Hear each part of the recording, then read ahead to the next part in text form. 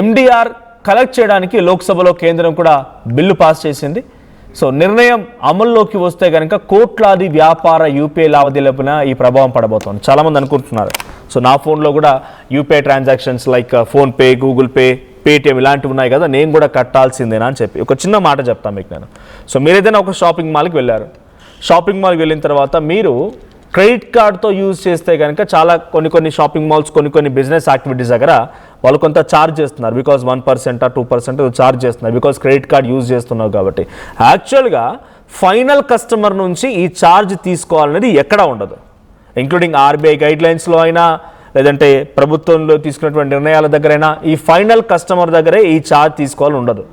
Business యాక్టివిస్టులు or business చేసేవాళ్ళు, ఆ merchants మాత్రమే ఈ ఛార్జ్ని భరించాలి.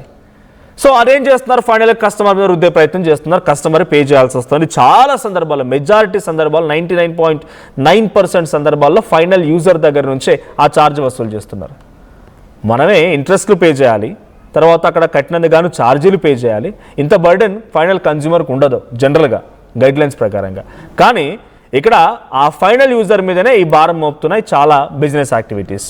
ఇక ఇంకోవైపు ఇప్పుడు యూపీఐ ట్రాన్సాక్షన్లు కూడా. సో చాలామంది మళ్ళీ ఏం చేస్తున్నాం, మనం డైరెక్ట్గా క్యాష్లెస్ ట్రాన్సాక్షన్స్ పోవాలని చెప్పిన ప్రభుత్వ ఆదేశానుసారం అందరం ప్రతి ఒక్కరం ఫోన్పేలు, గూగుల్ పేలు, పేటిఎంలు లేకుంటే నెట్ బ్యాంకింగ్ అకౌంట్స్లు ఇవన్నీ వాడుతున్న సమయంలో మనం ఏదైనా ట్రాన్సాక్షన్ చేసామనుకోండి, ఇప్పుడు డైరెక్ట్గా ఈ ఎఫెక్ట్ ఎవరి మీద పడుతుంది, కన్జ్యూమర్ మీద కాదు, కన్జ్యూమర్ మీద పడే అవకాశం లేదు. అది ఆర్బీఐ ఆలోచన దిశలోనే ఉంది, ఇంకా పూర్తిగా ఇంప్లిమెంటేషన్ స్టార్ట్ అవ్వలేదు. బట్ డెఫినెట్గా ఈ షాక్ తగలబోతోంది.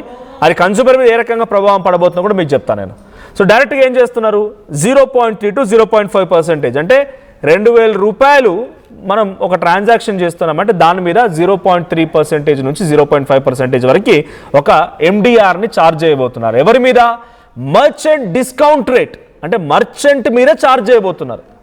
అంటే ఫైనల్ అక్కడ బిజినెస్ చేసే వాళ్ళ మీద మాత్రం ఛార్జ్ ఉండబోతోంది. కానీ ఆ ప్రభావం మళ్ళీ ఏం చేస్తారు వాళ్ళు, మీరు వేసేదానికి ఛార్జ్ పడుతుంది కాబట్టి ఫోన్పే ట్రాన్సాక్షన్ చేశారనుకోండి 2,006 రూపీస్ చేయాలి. అక్కడ బిల్ 2,000 ఉందనుకోండి 2,006 రూపీస్ చేయాలి, లేదంటే 2,010 రూపీస్ చేయాలి.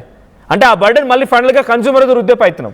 సో ఆర్బీఐ గైడ్లైన్స్ ఇప్పుడు ఏమున్నాయి, సో కొంచెం సైబర్ డేటాబేస్ మెయింటైన్ చేయడానికి కానీ, సైబర్ నుంచి తట్టుకోవడానికి కానీ, దానికోసం ఈ ఆన్లైన్ ట్రాన్సాక్షన్స్ వల్ల అధిక భారం మోపుతోంది, అధిక భారం పడుతోంది. కాబట్టి ఈ భారం నుంచి తగ్గించుకోవడం కోసం ఆ మర్చెంట్ మీద కొంత మనం ఎవరి మీద భరించాల్సిందే అనే రకంగా ఆర్బీఐ గవర్నర్ సంజయ్ మల్హోత్రా చెప్తున్నమాట. సో కొన్ని రియల్ సిచ్యువేషన్స్ ఎవరెవరి మీద ప్రభావం పడబోతోంది అని చెప్పి నేను ఇదే విషయం పైన నేను గూగుల్ని అడిగినప్పుడు టీ స్టాల్స్ మీద పడబోతోంది, కిరాణా షాప్ల మీద పడబోతోంది, ఫ్రూట్ వెండర్స్ మీద పడబోతోంది, ఆటో ఆర్ ట్యాక్సీ డ్రైవర్స్ మీద పడబోతోంది, టైలర్స్ మీద, సెలూన్స్ మీద, అండ్ మీడియం రేంజ్ బిజినెస్ అంటే రెస్టారెంట్స్ మీద, మెడికల్ షాప్స్ మీద, క్లాతింగ్ షాప్స్ మీద, ఎలక్ట్రానిక్ షాప్స్ మీద, హోటల్స్ మీద, క్లినిక్స్ మీద పడబోతున్నది. సో లార్జ్ మార్కెట్స్ రేంజ్ అన్నప్పుడు సూపర్ మార్కెట్లు like DMart or Reliance Smart, petrol pumps, shopping malls, airlines, online platforms Flipkart, Amazon, తర్వాత food delivery apps like Swiggy and Zomato, utility companies accepting electricity, water are gas bill payments. ఎగ్జాంపుల్గా if you pay of 500 rupees pay చేయాలనుకుంటే, so మీరు 500 rupees customer అవుతారు ఇక్కడ. So merchant ఎవరు అవుతారు ఇక్కడ, తీసుకునే వ్యక్తి, షాప్ ఓనర్ మర్చెంట్ అవుతారు. So merchant discount rate, merchant has to pay, వాళ్ళు పే చేయాలి. Next taking an example of flight tickets. ఒక 8,000 రూపాయలు పెట్టి మీరు ఒక ఫ్లైట్ టికెట్ బుక్ చేయాలనుకున్నప్పుడు అక్కడ you will be the customer and airline company will be the merchant. So ఇక్కడ ఎవరు పే చేయాలి, merchant has to pay. If MDR is introduce, the MDR is 0.3%. If you pay 10,000 to a merchant, customer pays 10,000 rupees and MDR 0.3% is 30 rupees. Merchant receives 9,970 rupees. అంటే మీరు 10,000 రూపాయలు కనుక transaction చేస్తే దాంట్లో 0.3% అనుకున్నప్పుడు 30 రూపాయలు డైరెక్ట్గా కట్ అయిపోతాయి. ఎవరి అకౌంట్లో నుంచి, మర్చెంట్కి మనం పే చేసేటువంటి 10,000 నుంచి 30 రూపాయలు ఆల్రెడీ కట్ అయిపోతాయి. అంటే మర్చెంట్కి, ఓనర్కి వెళ్ళేది ఎంత, 9,970 రూపాయలు మాత్రమే. ఒక ఎగ్జాంపుల్ మీకు చెప్పాను. అంటే you don't need to pay, ఎందుకంటే ఇది డెఫినెట్గా రేపు మాపో ఇంప్లిమెంట్ కాబోతోంది. ఇది ఫైనల్గా కస్టమర్స్ మీద రుద్దే ప్రయత్నం షాప్ కీపర్స్ కానీ లేకుంటే బిజినెస్ యాక్టివిటీస్ కానీ చేయబోతున్నాయి. 20 రూపాయల ఛాయ్ తీసుకోండి మీరు. సో 20 రూపాయల మీద పడదా ఇంపాక్ట్ అనేది 2000 పైనే ఉంటుంది. జస్ట్ టేకింగ్ అన్ ఎగ్జాంపుల్, నేను ఇవన్నీ చిన్న చిన్నవి చెప్తున్నాను. మీరు ఎక్కడ రెస్టారెంట్స్కి వెళ్ళినప్పుడు 2000 పైన ఒక 2500 2700 పడింది అనుకోండి, అక్కడ మీరు ఎగ్జాంపుల్ 0.3% ఎంతో కొంత పే చేయాలనుకున్నప్పుడు మీరు పే చేయాల్సిన అవసరం లేదు. That does not include in your bill. మీ బిల్లో అది ఉండదు, అవతల వాళ్ళకి మాత్రమే. సో ఈ బర్డన్ని సైబర్ నుంచి తప్పించుకోవడానికి, డేటాబేస్ మెయింటైన్ చేయడానికి, ఈ బర్డన్ నుంచి తప్పించుకోవడం కోసం మాత్రమే ఈ ప్రయత్నం జరుగుతుందని సంజయ్ మల్హోత్రా చెప్తున్నారు, ఆర్బీఐ గవర్నర్. ఒకసారి ఆర్బీఐ గవర్నర్ మాట్లాడారు ఈ విషయాలపైన, ఆయన ఏం మాట్లాడారో చూద్దాం. Now the government is still carrying out the amendment. The costs have to be paid by someone. I mean, it's a public, we all want, that this public infrastructure should continue to strengthen, become more efficient, etc.